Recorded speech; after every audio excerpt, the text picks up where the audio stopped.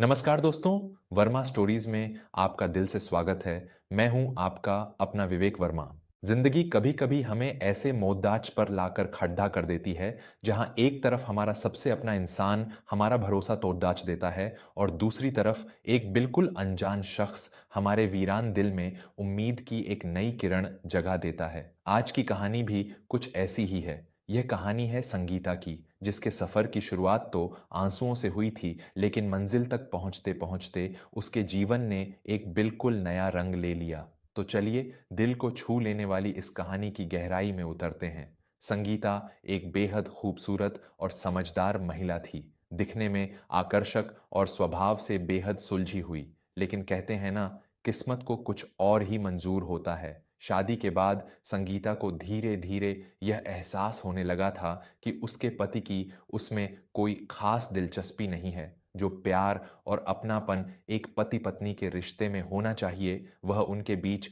कहीं गुम सा हो गया था। कुछ समय पहले संगीता के पति का तबादला भोपाल हो गया था।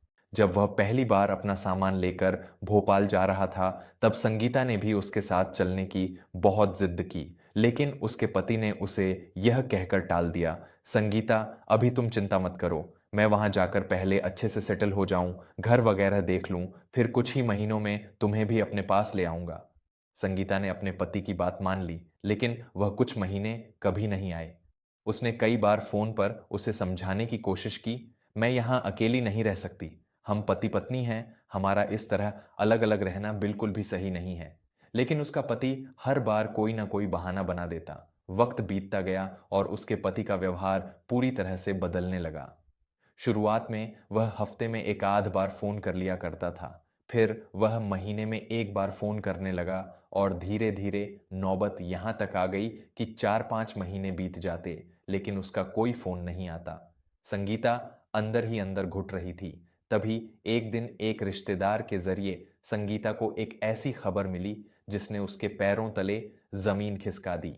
उसे पता चला कि उसके पति ने भोपाल में किसी और महिला से दूसरी शादी कर ली है और वह उसी के साथ अपना घर बसा चुका है। यह खबर सुनकर संगीता का दिल टूटकर चकनाचूर हो गया। उसे दुख भी था और अपने आप पर बहुत तेज गुस्सा भी आ रहा था। उसने तय किया कि वह खुद भोपाल जाकर इस सच्चाई का पता लगाएगी। भोपाल पहुंचकर जब उसने चुपके से पूछताछ की, तो जो सच्चाई उसके सामने आई वह उस रिश्तेदार की बात से भी ज्यादा भयानक थी। उसका पति सच में एक दूसरी औरत के साथ रह रहा था और हैरान कर देने वाली बात तो यह थी कि उन दोनों का एक बच्चा भी हो चुका था। संगीता ने यह सब अपनी आंखों से दूर खड्डे होकर देखा। उसके अंदर इतनी हिम्मत ही नहीं बची थी कि वह आगे बढ़कर अपने पति से कुछ कहे या लड़े। उसे महसूस हुआ कि अब बात करने का कोई फायदा नहीं है। सब कुछ खत्म हो चुका है। वह पूरी तरह से टूट चुकी थी। उसने अपनी पूरी जवानी, अपनी सारी उम्मीदें उस इंसान के नाम कर दी थीं। इस आस में अपनी जिंदगी के कितने साल गुजार दिए थे कि एक दिन उसका पति उसे अपने साथ ले जाएगा। लेकिन बदले में उसे सिर्फ और सिर्फ एक भयानक धोखा मिला। भारी कदमों और आंसुओं से भरी आंखों के साथ संगीता वापस बस स्टैंड पहुंची। सुबह के 9 बज रहे थे और वह पुणे जाने वाली बस में बैठ गई। भोपाल से पुणे का सफर लगभग 15 घंटे का होता है। संगीता को ट्रेन का सफर कुछ खास पसंद नहीं था, इसलिए उसने बस से ही वापस जाने का फैसला किया। बस में उस वक्त ज्यादा भीड़ डाच नहीं थी। उसे खिड़की के पास वाली सीट मिल गई थी। संगीता चुपचाप खिड़की के बाहर देख रही थी, लेकिन उसकी आंखों के सामने सिर्फ अपने पति की बेवफाई के दृश्य घूम रहे थे। उसकी सीट 2 लोगों के लिए थी, लेकिन बस खाली होने की वजह से उसके बगल वाली जगह काफी देर तक खाली ही रही। कुछ घंटों बाद जब बस एक अगले स्टेशन पर रुकी, तो कुछ नए यात्री बस में चढ़े। उन्हीं में से एक आदमी आकर संगीता के बगल वाली सीट पर बैठ गया। सफर लंबा था। दोपहर के करीब 3 बज चुके थे। संगीता को अब सफर की थकान और प्यास महसूस होने लगी थी। उसने अपनी पानी की बोतल बैग से निकाली, लेकिन बोतल पूरी तरह से खाली थी। वह उदास होकर खाली बोतल वापस अपने बैग में रखने ही वाली थी कि तभी उसके बगल में बैठे उस अनजान आदमी ने यह सब देख लिया। उसने बहुत ही विनम्र आवाज में पूछा, मैडम, क्या आपको पानी चाहिए? संगीता ने झिझकते हुए कोई जवाब नहीं दिया, लेकिन उस आदमी ने बिना कुछ सोचे अपने बैग से अपनी पानी की बोतल निकाली और संगीता की तरफ बढ़ा दी। संगीता ने भी बिना कुछ कहे बोतल ली, कुछ घूंट पानी पिया और बोतल वापस करते हुए धीरे से कहा, धन्यवाद। शाम के करीब 7 बज चुके थे। बस अपनी रफ्तार से पुणे की ओर बढ़ रही थी। मौन को तोड़ते हुए संगीता ने उस आदमी से पूछ लिया, आप कहाँ जा रहे हैं? उसने बहुत ही शांत स्वर में जवाब दिया, मैं पुणे जा रहा हूं। यह सुनकर संगीता ने कहा, अच्छा, मैं भी पुणे ही जा रही हूं। यह सुनकर उस आदमी के चेहरे पर एक हल्की सी मुस्कान आ गई। बातचीत के दौरान उसने बताया कि वह पेशे से एक इंजीनियर है और उसका कामकाज भोपाल में ही रहता है। सर्दियों के दिन थे। जैसे जैसे रात गहरी हो रही थी, बाहर की ठंडी हवाओं का कहर बढ़ने लगा था। संगीता ने अपनी तरफ की खिड़की का कांच तो बंद कर लिया था, लेकिन बस में कुछ और यात्रियों ने अपनी खिड़कियां खुली रखी थीं, जिसकी वजह से पूरे बस में बर्फीली हवा गूंज रही थी। संगीता को बहुत तेज ठंड लगने लगी। उसने सिर्फ एक स्वेटर पहना हुआ था और जल्दबाजी में घर से शॉल लाना भूल गई थी। अब उसे अपनी इस भूल पर बहुत पछतावा हो रहा था। रात के 10 बज चुके थे। बस के अंदर की सारी लाइटें बंद कर दी गई थीं। संगीता ठंड के मारे बुरी तरह कांप रही थी। उसके बगल में बैठे उस आदमी ने अपने बैग से एक शॉल निकाली और खुद ओढ़ ली। उसने संगीता को कांपते हुए देखा और समझ गया कि उसे बहुत ठंड लग रही है, लेकिन उस वक्त उसने कुछ नहीं कहा। रात के करीब 11 बजे बस एक सुनसान हाईवे के ढाबे पर रुकी। संगीता ने सोचा कि गर्मा गर्म चाय पीने से शरीर को थोड़ी गर्माहट मिलेगी। जब वह नीचे उतरी तो वह आदमी भी चाय पीने के लिए बस से नीचे उतरा। संगीता ने उसकी तरफ देखा, उसके पास गई और एक हल्की सी मुस्कान के साथ पूछा, क्या आप भी चाय लेंगे? उसने मुस्कुराकर कहा, जी बिल्कुल। संगीता ने 2 कप चाय का ऑर्डर दिया। दोनों ने साथ में चाय पी और इस दौरान उनके बीच थोड़ी बहुत औपचारिक बातचीत भी हुई। चाय पीने के बाद वे वापस बस में आकर अपनी अपनी जगह पर बैठ गए। बस फिर से हाईवे पर दौड़ने लगी। अब रात के 12 बज चुके थे और ठंड अपने चरम पर थी। संगीता का शरीर एक बार फिर से ठंड के मारे सुन्न होने लगा। वह सिकुड़ाच कर अपनी सीट पर बैठी थी। तभी उस आदमी ने संगीता की तरफ देखा और बहुत ही अदब से कहा, मैडम, अगर आपको कोई ऐतराज ना हो तो मैं अपनी शॉल आपको दे सकता हूं। ये कहते हुए उसने अपनी शॉल उतारकर संगीता की तरफ बढ़ा दी। संगीता ने तुरंत मना करते हुए कहा, नहीं नहीं, इसकी कोई जरूरत नहीं है। आपको भी तो ठंड लग रही होगी, आप इसे ओढ़ कर रखिए। लेकिन वह आदमी भी अपनी बात पर अड्ढा रहा। उसने हंसते हुए कहा, अरे कोई बात नहीं, मैं एडजस्ट कर लूंगा, आप इसे ले लीजिए। संगीता ने फिर से संकोच करते हुए कहा, नहीं, आप खुद को मेरी वजह से परेशान मत कीजिए। वह शॉल लिए बिना ही ठंड में कांपती रही। कुछ मिनट और बीते, फिर उस आदमी ने एक नया सुझाव दिया। उसने कहा, मैडम, अगर आपको कोई दिक्कत ना हो तो हम दोनों मिलकर इस शॉल को आधा आधा ओढ़ सकते हैं। इससे हम दोनों ही इस कड़ाके की ठंड से बच सकेंगे। संगीता ने कुछ पल के लिए सोचा। ठंड अब बर्दाश्त के बाहर हो रही थी। उसने सहमति में सिर हिलाते हुए कहा, ठीक है। उस आदमी ने अपनी शॉल आधी खोली और संगीता के ऊपर डाल दी।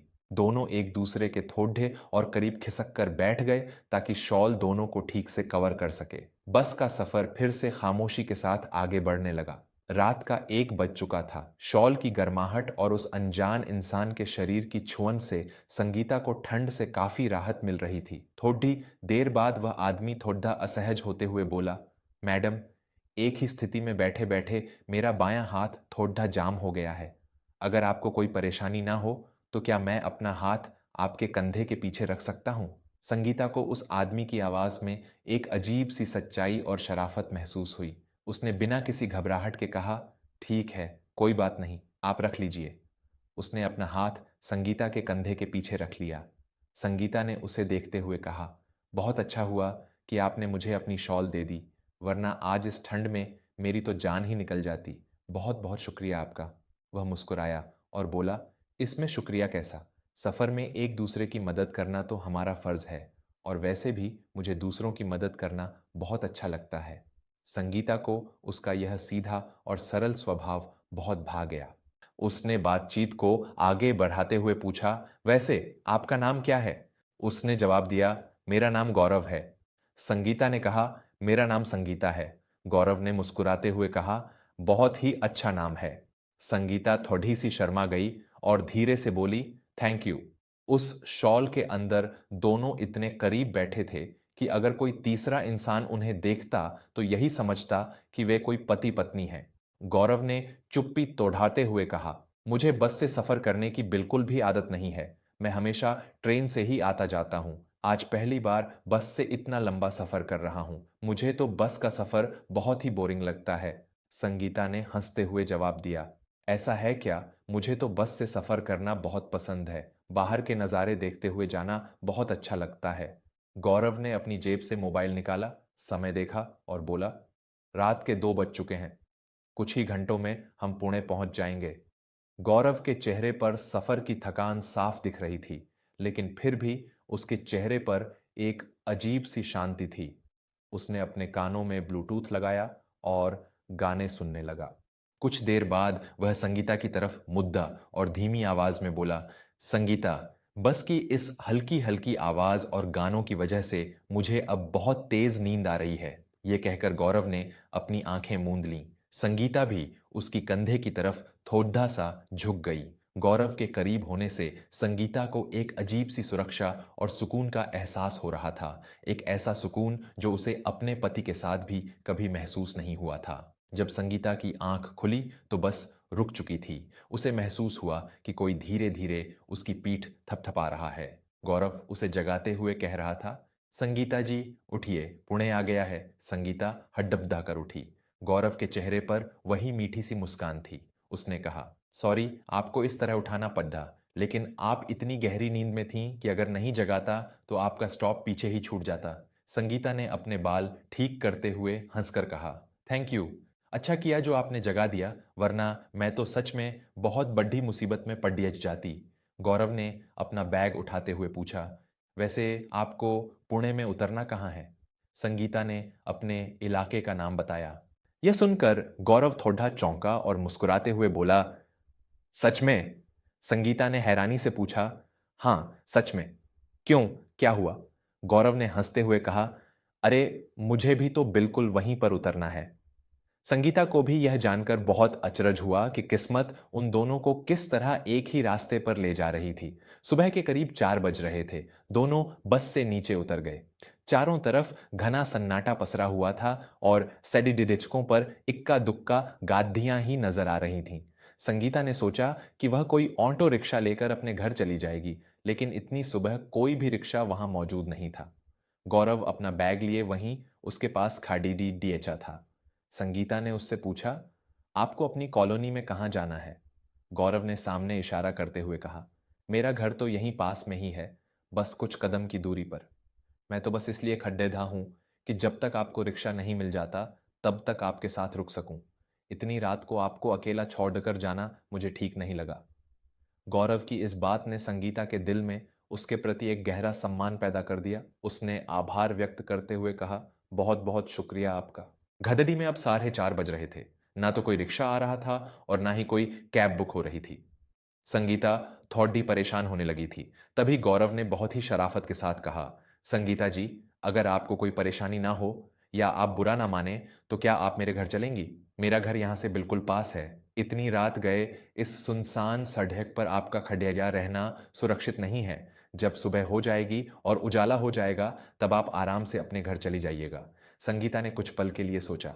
एक अनजान आदमी के घर जाना थोड़ा अजीब था, लेकिन गौरव का अब तक का सारा व्यवहार बेहद सज्जनता भरा था। उसके बर्ताव में कोई खोट नहीं था। उस पर भरोसा करते हुए संगीता ने सिर हिला दिया और कहा, ठीक है, चलिए। दोनों अपने अपने बैग लेकर उस खामोश सड़क पर चलने लगे। रास्ते भर दोनों के बीच कोई बात नहीं हुई, लेकिन गौरव के साथ चलते हुए संगीता को एक अजीब सी तसल्ली मिल रही थी। कुछ ही मिनटों में वे एक साधारण से दिखने वाले मकान के सामने पहुंच गए। गौरव ने अपनी जेब से चाबी निकाली, ताला खोला और दोनों अंदर गए। घर बहुत ज्यादा बड़ा नहीं था, बस 2 कमरों का एक छोटा सा लेकिन बेहद साफ सुथरा आशियाना था। घर के अंदर आते ही गौरव ने कहा, संगीता जी, मेरे इस छोटे से घर में आपका स्वागत है। संगीता ने शर्माते हुए कहा, धन्यवाद, आपका घर बहुत प्यारा है। गौरव ने अपना बैग रखते हुए बताया, मैं यहां बहुत कम ही रुक पाता हूं।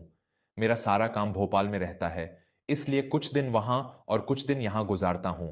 इसके बाद गौरव ने बेडरूम की तरफ इशारा करते हुए कहा, संगीता जी, सफर बहुत थका देने वाला था। आप जाकर बेड पर सो जाइए, मैं बाहर इस सोफे पर सो जाऊंगा। संगीता ने तुरंत ऐतराज जताते हुए कहा, अरे नहीं नहीं, यह आपका घर है, आप जाकर आराम से बेड पर सोइए, मैं इस सोफे पर सो जाऊंगी। लेकिन गौरव बहुत ही दृढ़ता से बोला, बिल्कुल नहीं, ऐसा कैसे हो सकता है? आप मेरे घर की मेहमान हैं और मेहमानों को मैं सोफे पर सोने नहीं दे सकता।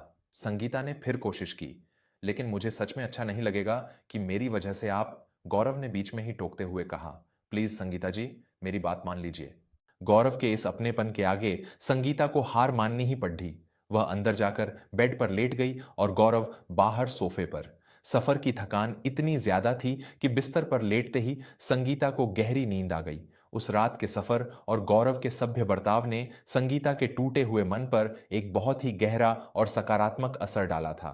अगली सुबह जब संगीता की आंख खुली तो उसने सामने दीवार पर लगी घड्डी ही देखी। सुबह के 9 बज चुके थे। वह हड्डबड्धा कर उठी और कमरे से बाहर आई। उसने देखा कि गौरव उठ चुका था और घर की साफ सफाई कर रहा था। संगीता को देखते ही गौरव ने एक ताजगी भरी मुस्कान के साथ कहा, गुड मॉर्निंग, और फिर बाथरूम की तरफ इशारा करते हुए बोला, आप फ्रेश हो जाइए, मैंने नया टूथब्रश और पेस्ट वहां रख दिया है। संगीता बाथरूम गई। जब वह फ्रेश होकर बाहर निकली तो उसकी नजर अनजाने में ही गौरव पर पड़ी डीडीएच गई। गौरव ने अपनी शर्ट उतार रखी थी और वह सिर्फ एक सफेद बनियान में था। उसका शरीर बेहद गठीला और आकर्षक था, जिसे देखकर साफ लग रहा था कि वह नियमित रूप से जिम जाता है। संगीता कुछ पलों के लिए उसके उस आकर्षक रूप को देखती ही रह गई। वह पूरी तरह से गौरव के ख्यालों में खो गई थी। तभी गौरव की नजर संगीता पर पड़ थी। उसने संगीता की इस चोरी को पकड़ डेडेच लिया और मुस्कुराते हुए पूछा, संगीता, तुम चाय पियोगी या फिर कॉफी बनाऊं? संगीता अचानक होश में आई, थोड़ी झेंप गई और हकलाते हुए बोली, मैं चाय ही लूंगी। गौरव ने तुरंत रसोई में जाकर एक बेहतरीन चाय बनाई। चाय की चुस्कियां लेते हुए संगीता ने तारीफ की, वाह, चाय सच में बहुत ही शानदार बनी है। चाय खत्म करने के बाद संगीता ने अपना बैग उठाया और बोली, अब मुझे निकलना होगा। कल रात मुझे अपने घर में पनाह देने के लिए और मेरी इतनी मदद करने के लिए आपका बहुत बहुत धन्यवाद, गौरव जी। गौरव ने हंसते हुए जवाब दिया, अरे, इसमें धन्यवाद की क्या बात है, मुझे सच में बहुत खुशी हुई कि तुम यहाँ रुकी। दरवाजे तक पहुंचकर संगीता रुकी, मुद्दी और गौरव की आंखों में देखते हुए बोली, अगर हमारी किस्मत में हुआ तो हम दोबारा जरूर मिलेंगे। गौरव ने भी गर्मजोशी से कहा, हाँ बिल्कुल। संगीता ने थोड़ी हिम्मत जुटाते हुए कहा, क्या क्या मुझे आपका नंबर मिल सकता है? गौरव ने तुरंत अपना नंबर उसे दे दिया। संगीता अपने घर लौट आई, लेकिन उसका मन अब भी गौरव के उसी छोटे से घर में अटका हुआ था। उसने कभी सपने में भी नहीं सोचा था कि अपने पति के अलावा वह किसी और गैर मर्द के लिए अपने मन में ऐसी भावनाएं महसूस करेगी। लेकिन गौरव के स्वभाव, उसकी शराफत और उसकी आंखों की सच्चाई ने संगीता के दिल में एक बहुत ही खास जगह बना ली थी। 2 दिन बीत गए। संगीता से रहा नहीं गया और उसने गौरव को फोन मिला दिया। गौरव ने फोन उठाते ही कहा, हेलो संगीता, कैसी हो? संगीता ने पूछा, आप कहाँ हैं? गौरव ने आराम भरे लहजे में कहा, मैं तो आज घर पर ही हूं, बस आराम कर रहा हूं। कहो, क्या हुआ? संगीता ने शर्माते हुए कहा, कुछ खास नहीं, बस ऐसे ही आपकी याद आई तो सोचा फोन कर लूं। गौरव जोर से हंसा और बोला, अच्छा, तो फिर मिलते हैं कहीं। संगीता ने तुरंत अपने घर के पास वाले एक खूबसूरत गार्डन में मिलने का वक्त तय कर लिया। तय समय से थोड़ा पहले ही संगीता अच्छे से तैयार होकर गार्डन पहुंच गई। कुछ ही देर में गौरव भी वहां आ गया। उसने नीली जीन्स और सफेद शर्ट पहन रखी थी, जिसमें वह और भी ज्यादा हैंडसम लग रहा था। उसे देखकर संगीता के दिल की धड़कनें बेकाबू होने लगीं।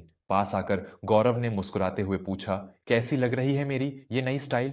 संगीता ने उसकी आंखों में देखते हुए कहा, आप बहुत ही हैंडसम लग रहे हैं। दोनों गार्डन की एक बेंच पर बैठ गए और ढेर सारी बातें करने लगे। बातों बातों में गौरव ने थोड़ा गंभीर होकर पूछा, संगीता जी, क्या आप हमेशा अकेली ही रहती हैं? यह सवाल सुनकर संगीता के चेहरे पर एक उदासी छा गई। उसने एक गहरी सांस ली और कहा, हाँ, मैं अकेली ही रहती हूँ। मेरे पति का तबादला भोपाल हो गया था, लेकिन उन्होंने मुझे बहुत बड़ा धोखा दिया है। फिर संगीता ने अपने दिल का सारा दर्द, अपने पति की दूसरी शादी और अपने छल्ले जाने की पूरी कहानी गौरव के सामने रख दी। गौरव बिना कुछ कहे बिल्कुल खामोशी से उसकी सारी बातें सुनता रहा। संगीता का दर्द सुनकर गौरव के चेहरे पर गहरी संवेदना और दुख साफ झलक रहा था। बातों में वक्त का पता ही नहीं चला और दोपहर के 3 बज गए। संगीता ने माहौल को थोड़ा हल्का करते हुए पूछा, गौरव जी, आज आप खाना कहाँ खाने वाले हैं? गौरव ने मासूमियत से जवाब दिया, अरे, मैंने तो अभी तक कुछ तय ही नहीं किया है। संगीता ने तुरंत निमंत्रण देते हुए कहा, तो फिर आज आप मेरे घर चलिए, खाना वहीं खाएंगे। गौरव मुस्कुराया और बोला, ठीक है, मैं शाम को आता हूं। शाम के 7 बज चुके थे। संगीता ने फोन करके पूछा, गौरव जी, आप आ रहे हैं ना? गौरव ने जवाब दिया, हाँ हाँ, मैं बिल्कुल आ रहा हूं। कुछ ही देर में गौरव संगीता के घर पहुंच गया। संगीता ने बहुत ही खूबसूरत साड़ी पहन रखी थी। उसने खुशी खुशी गौरव का स्वागत किया। दोनों ने साथ बैठकर संगीता के हाथों का बना स्वादिष्ट खाना खाया। खाना खाने के बाद दोनों सोफे पर बैठकर बातें कर रहे थे। तभी गौरव ने संगीता को निहारते हुए कहा, संगीता, तुम इस शादी में बहुत ज्यादा सुंदर लग रही हो। संगीता खिलखिलाकर हंस पड़ी और शर्माते हुए बोली, अच्छा, सच में? कुछ देर बाद संगीता ने अपना फोन निकाला और गौरव के करीब खिसकते हुए बोली, गौरव जी, मुझे ना इन मोबाइलों के बारे में कुछ ज्यादा समझ नहीं आता। मेरे फोन में पता नहीं कहां से एक फालतू का ऐप डाउनलोड हो गया है और अब वह डिलीट ही नहीं हो रहा है। गौरव ने कहा, लाओ, मुझे दिखाओ, मैं अभी ठीक कर देता हूं। वह संगीता के बिल्कुल करीब आकर बैठ गया। दोनों के कंधे एक दूसरे को छू रहे थे। गौरव ने कुछ ही सेकंड में उस ऐप को डिलीट कर दिया। संगीता बहुत हैरान हुई। तभी गौरव ने फोन साइड में रखते हुए संगीता की आंखों में गहराई से देखते हुए कहा, संगीता, उस दिन जब तुम मेरे साथ बस में सफर कर रही थी ना, मुझे तुम्हारे साथ होना बहुत अच्छा लग रहा था। संगीता भी गौरव के इस आकर्षण से खुद को रोक नहीं पाई। गौरव की शराफत और उसके अपनापन ने संगीता को पूरी तरह से उसके वश में कर लिया था। दोनों के चेहरे एक दूसरे के बेहद करीब आ गए और एक बेहद भावुक और अंतरंग पल उनके बीच गुजर गया। कुछ देर बाद जब वे दोनों अलग हुए तो गौरव की आंखों में एक अजीब सी चिंता और संकोच दिखाई दिया। उसने खुद को संभालते हुए कहा, मुझे माफ कर देना संगीता, मैं भावनाओं में कुछ ज्यादा ही बह गया था। मुझे ऐसा नहीं करना चाहिए था। उसकी आवाज में एक सच्ची झिझक थी। संगीता ने उसके हाथ पर अपना हाथ रखा, एक सुकून भरी मुस्कान के साथ उसकी आंखों में देखा और बोली, कोई बात नहीं गौरव जी, अगर मैं सच कहूं तो जो कुछ भी हुआ वह मुझे भी बहुत अच्छा लगा। यह सुनकर गौरव की जान में जान आई। उसने राहत की सांस ली और कहा, सच में? संगीता ने मुस्कुराकर सिर हिलाया। इसके बाद संगीता उठी और दोनों के लिए चाय बनाकर ले आई। चाय पीते हुए दोनों बिना कुछ कहे बस एक दूसरे को देखते रहे। उस खामोशी में भी बहुत सी बातें हो रही थीं। चाय का कप रखते हुए गौरव ने हल्की सी मुस्कान के साथ कहा, थैंक यू। संगीता ने हैरानी से पूछा, किस बात के लिए? गौरव कुछ नहीं बोला, बस प्यार से उसे देखता रहा। संगीता शर्मा गई और उसकी उंगलियों में पकड़ा चाय का कप हल्का सा कांपने लगा। कुछ समय बाद गौरव ने वहां से जाने की तैयारी की। दरवाजे तक पहुंचकर उसने मुद्दकर संगीता की तरफ देखा और बहुत ही फिक्र के साथ पूछा, तुम ठीक हो ना संगीता? संगीता ने सहमति में सिर हिला दिया। गौरव के जाने के बाद संगीता के मन में विचारों का एक तूफान सा उठ खद्दाहा हुआ। उसने अपने धोखेबाज पति को अपनी जिंदगी से पूरी तरह निकाल फेंकने का पक्का फैसला कर लिया था और दूसरी तरफ गौरव के प्यार, उसके सम्मान और उसके व्यक्तित्व ने संगीता के सूने दिल में एक बहुत ही खास जगह बना ली थी। उसे पूरा यकीन हो गया था कि गौरव उसे जिंदगी में कभी धोखा नहीं देगा। 2 दिन बाद गौरव का फिर से फोन आया। आज उसकी आवाज में एक अलग ही तरह की खुशी और उत्साह था। उसने चहकते हुए कहा, संगीता, क्या आज शाम तुम मेरे घर आओगी? मुझे कल की छुट्टी भी है। हम आराम से बैठकर बहुत सारी बातें करेंगे, साथ में खाना खाएंगे और अगर तुम चाहो तो रात को भी मेरे ही घर रुक सकती हो। गौरव के इस प्रस्ताव ने संगीता के मन में एक मीठी सी हलचल पैदा कर दी। उसने तुरंत फैसला कर लिया कि आज की शाम वह गौरव से अपने दिल की सबसे बड़ी बात कह देगी।